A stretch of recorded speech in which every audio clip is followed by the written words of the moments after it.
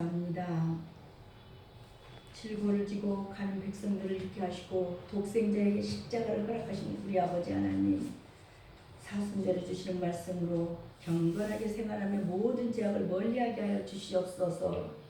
사순절에 자기를 타로부터 다시 한번 돌아보고 주님의 고난에 참여하길 바라는 우리 아버지, 2025년 이렇게 사순절이 시작되는 거룩한 주님의 날 예배를 드리기에 앞서 우리가 세상에서 지은 죄를 고백하며 다시 한번 고백하게 하심을 감사드립니다.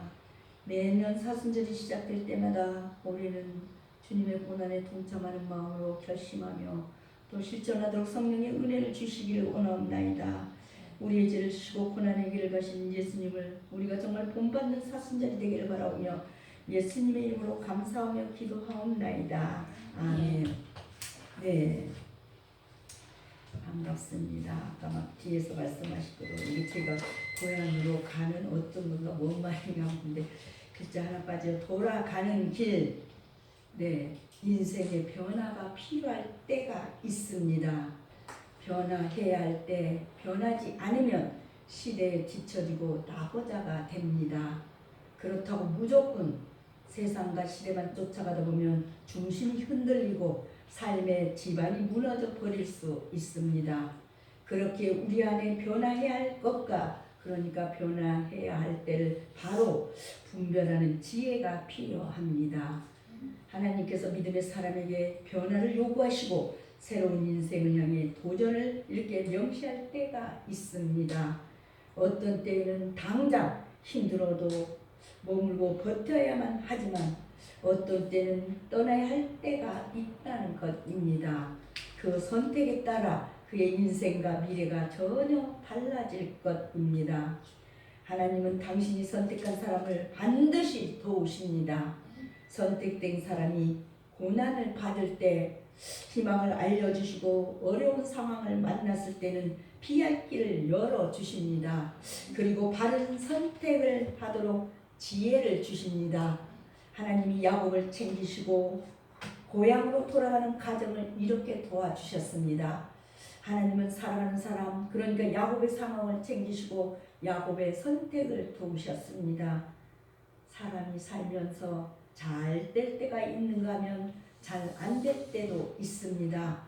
내가 정직하고 바르게 생각하는데도 잘 안 될 때가 있고 어떤 사람이 고약한 수단을 사용하는데도 잘 되는 경우를 우리가 볼 수 있습니다. 내가 잘못돼서 잘 안 된다면 자업자득이라고 생각하고 잘못한 일에 대한 후회라도 할 텐데 남들에게는 잘못됐다고 지적하기도 쉽지가 않습니다. 자기 잘못에 대한 지적을 쉽게 받아들이는 사람이 그리 많지 않기 때문입니다. 내가 잘못됐다 하더라도 그때는 그럴 수밖에 없었노라고 합리하는 경우가 그래서 많습니다.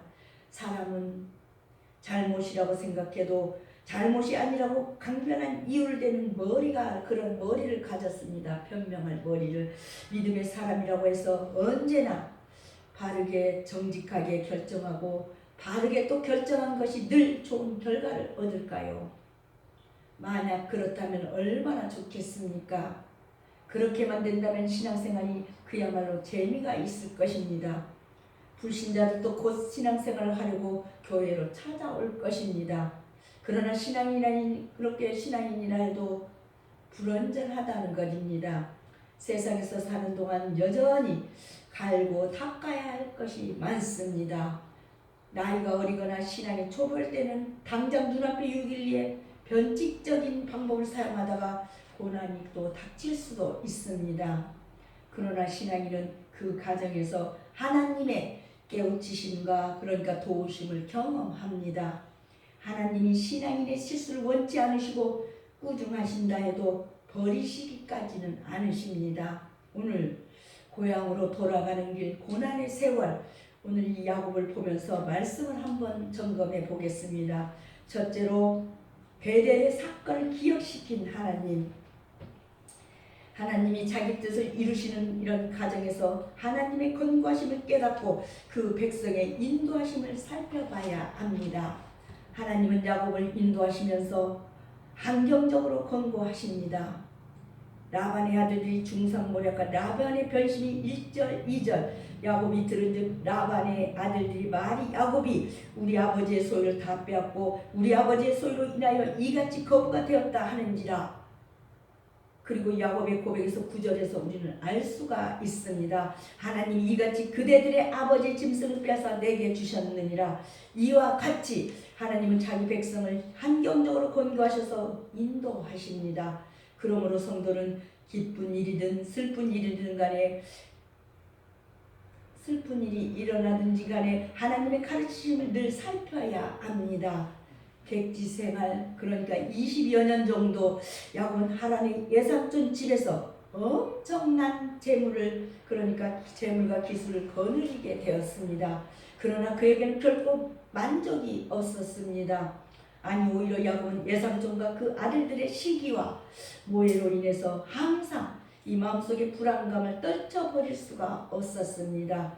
야곱이 라반의 안식을 본즉 라반의 안색을 본즉 자기에게 대하여 전과 같지 아니하더라. 1절 2절 말씀하십니다.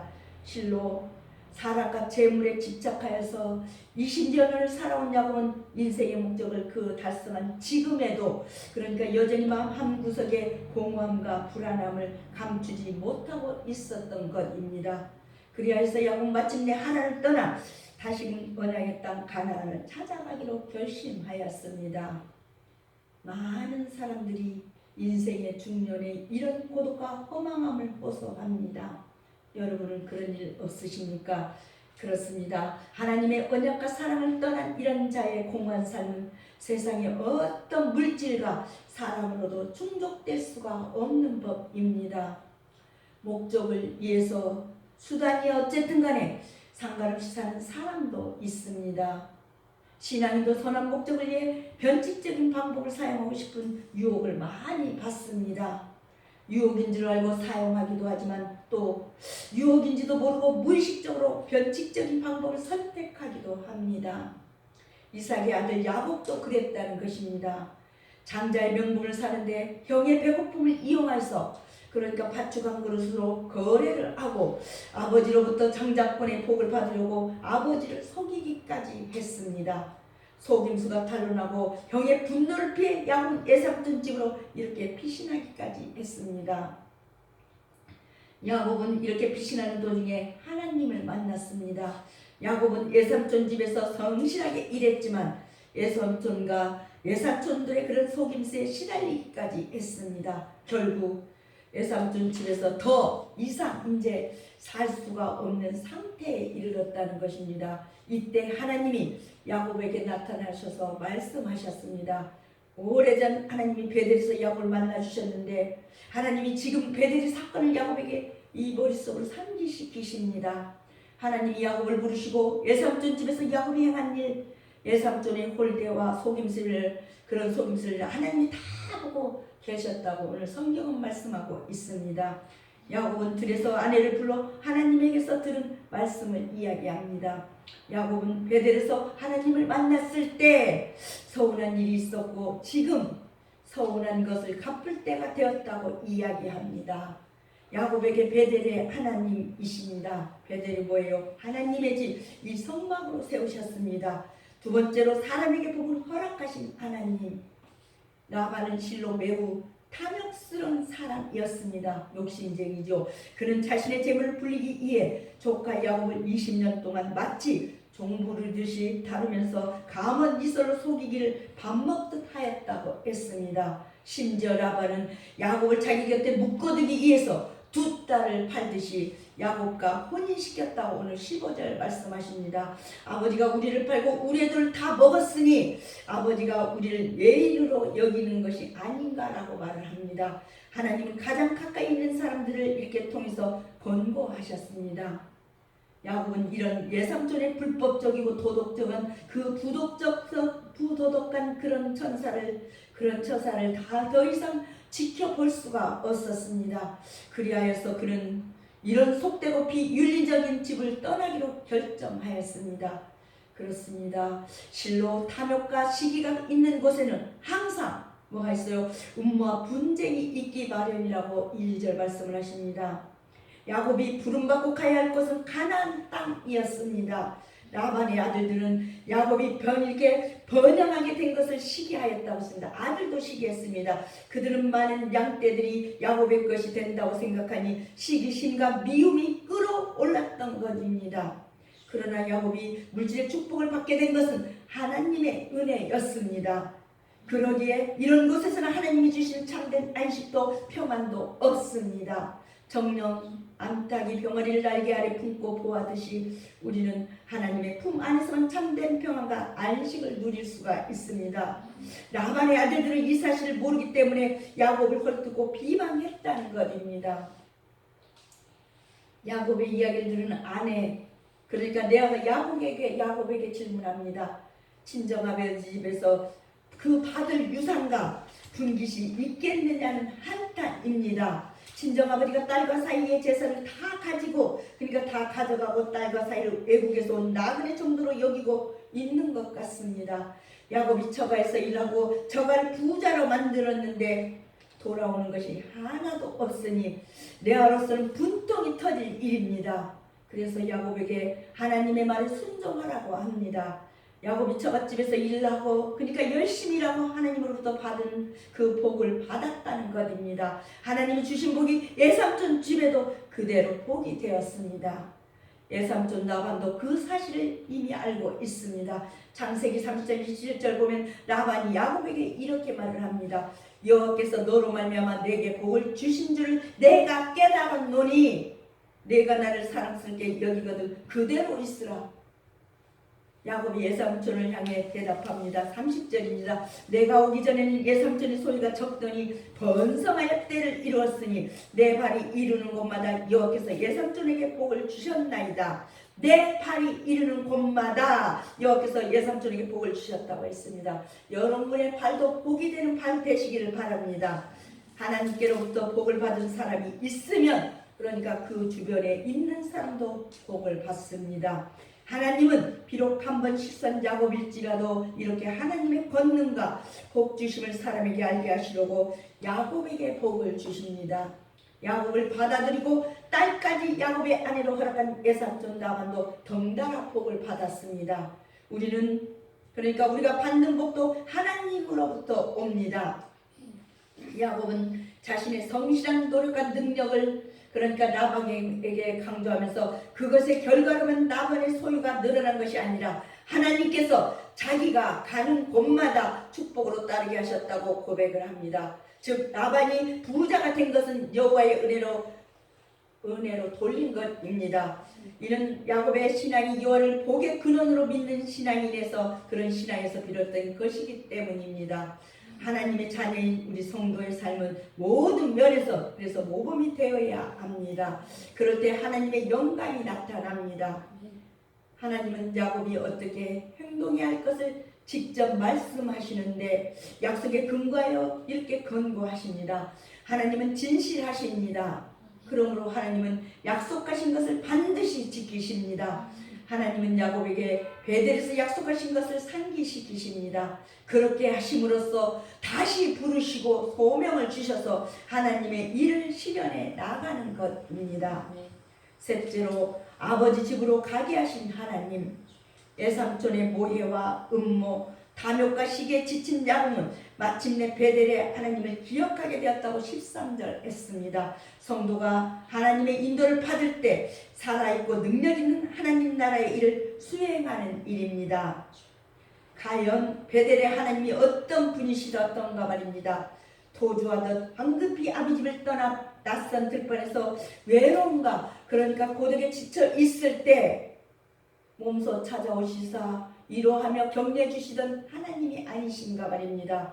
28장 10절 12절 그렇게 야곱은 하나님께 그곳에, 그러니까 전을 지을 것이며 자기 소득의 10분의 1을 드리겠다는 서원을 했습니다. 야곱이 이 같은 서원은 놀라운 신앙 고백이었습니다. 야곱의 서원은 욕심에 이끄는 행동이라기보다는, 그러니까 하나님의 약속에 대한 믿음의 표현으로 봐야 할 것입니다. 그러나 야곱은 20년 동안 세상 재물과 사랑에 집착한 나머지 정녕 찾고 삼아야 할 하나님의 사정을, 그런 사랑을 잊어버리고 있었던 것입니다. 이는 하나님의 일방적인 언약과 야곱의 고백이 그러니까 고백으로 이루어졌는데 말입니다. 성도는 하나님이 깨닫게 해주시는 그 은혜에 감사하면서 그래서 매일 하나님 앞에서 자신의 삶을 결단해야 합니다. 그러나 이제 야곱은 베들에서 가졌던 그 첫사랑과 첫 신앙을 기억하게 된 것입니다. 우리 가운데 지금 이 순간 야곱과 같이 세상에 가진 그런 속된 생활에 지쳐서 외로움에 떨고 있는 자가 있는가 말입니다. 사랑의 주님을 바라보십시다. 그리고 맨 처음 주님을 만나서 주님을 영접했을 때 그 기쁨과 감격을 기억해 보자는 것입니다. 정녕 주님은 이런 자를 다시 찾으시며 위로해 주신 사랑의 하나님이신 것입니다. 그런데 복을 받았다고 해서 그 복을 다 누리는 것은 아닙니다. 복을 받았다고 해서 그 복을 다 누리는 것은 아닙니다. 하나님이 복을 누리게 해 주셔야만 누릴 뿐입니다. 지금 야곱은 하나님이 주신 복을 다 누릴 수가 없습니다. 왜? 야곱이 복을 누리는 것을 시기하고 해방하는 사람들이 있기 때문입니다. 사실 야곱은 예삼촌 집에 나그네로 온 것이나 마찬가지입니다. 원래 집주인들은 그러니까 야곱에게 큰 복을 받는 걸 달가워하지 않습니다. 할 수만 있던 야곱의 복을 뺏고 싶습니다. 야곱이 복을 누리려면 어떻게 해야 할까요?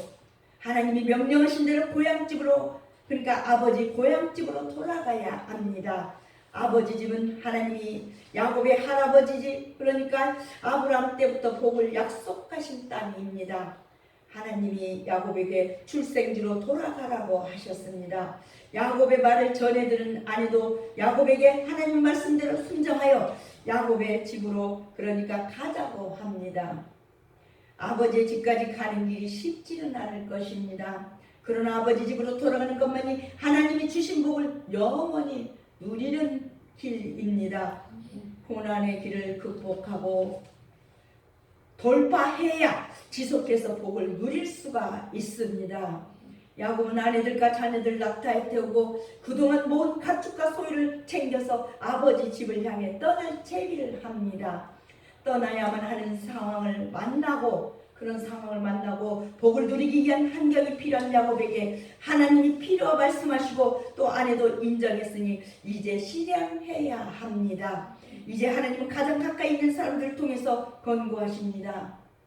그의 아내 라헬과 레아도 올바른 판단을 하고 하나님이 야곱의 명령한 것을 준행하라고 함으로써 하나님의 권고하심을 알 수가 있습니다. 따라서 하나님은 자기 자녀를 권고하실 때 그러니까 한경적으로 약속의 근간 진리로 그리고 사람을 통해서 권고하시며 인도하십니다. 성도가 하나님의 인도를 받을 때 살아있고 능력 있는 하나님 나라 일을 수행하는 것입니다. 마지막으로 야곱의 침묵을 주도하신 하나님, 우리는 오늘 말씀에서 죄와 우상에 사로잡힌 라반 집안의 불의한 생활 습관을 엿볼 수가 있습니다. 라헬은 남편 야곱을 따라 아버지 집을 떠나면서 가장 그러니까 수호신 드라빔을 훔쳤다고 19절 했습니다. 이는 그러니까 드라빔이 값진 금속으로 만들어져 라헬을 유혹했기 때문이었던 듯합니다.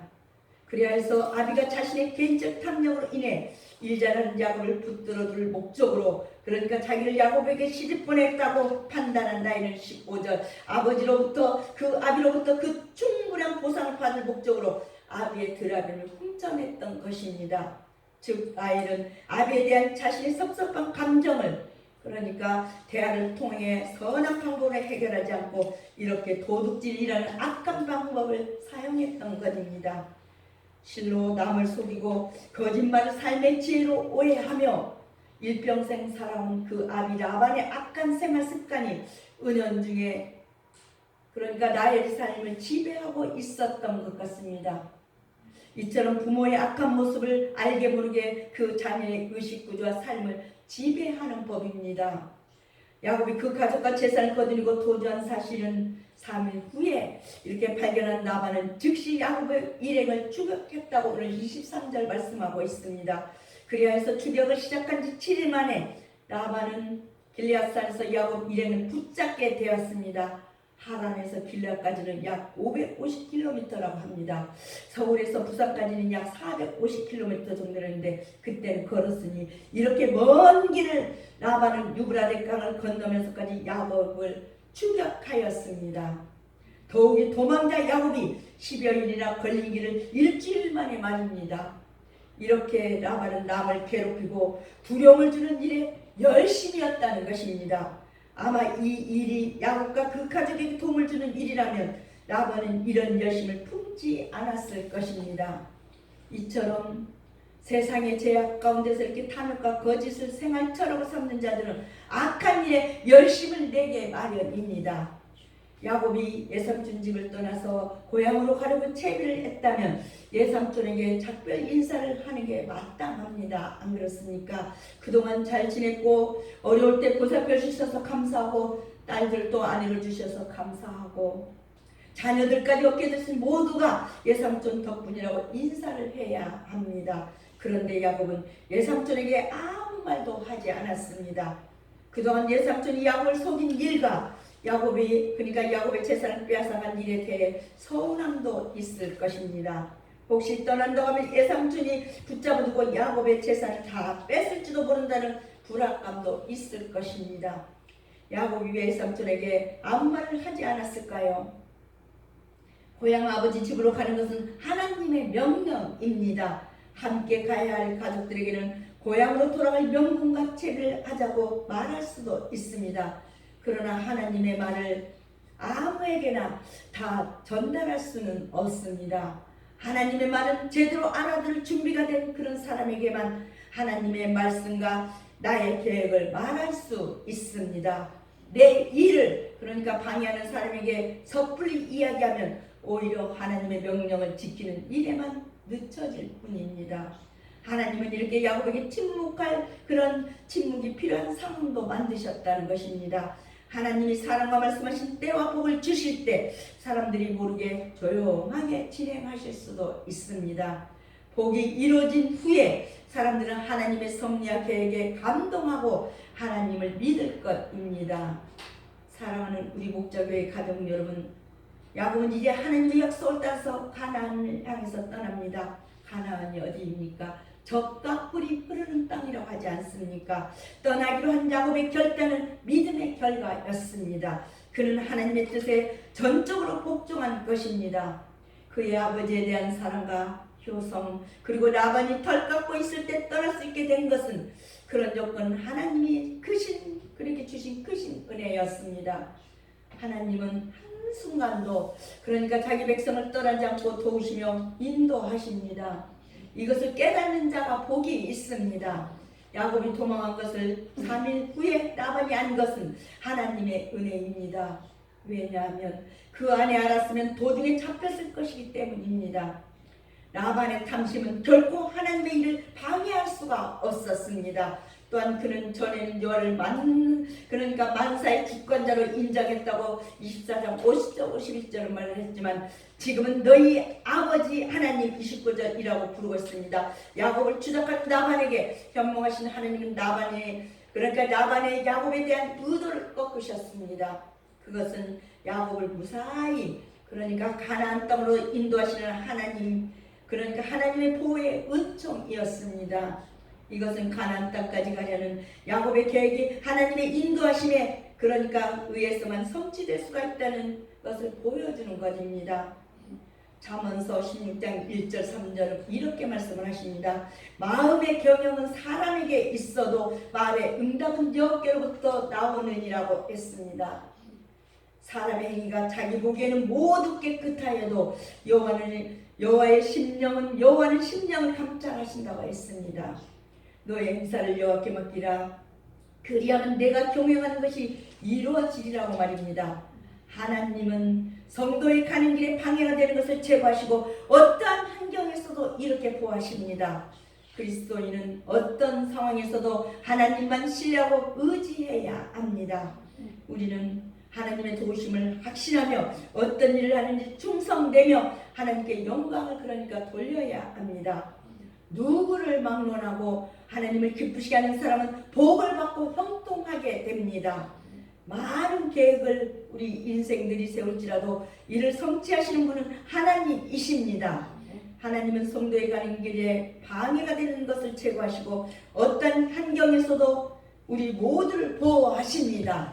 기도하겠습니다.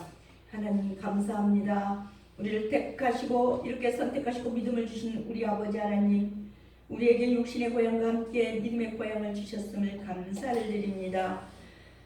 육신의 고향에서 태어나 어린 시절을 살았으며 이제는 육신의 고향보다 영혼의 고향인 그러니까 하늘나라를 바라보고 살게 하여 주시옵소서.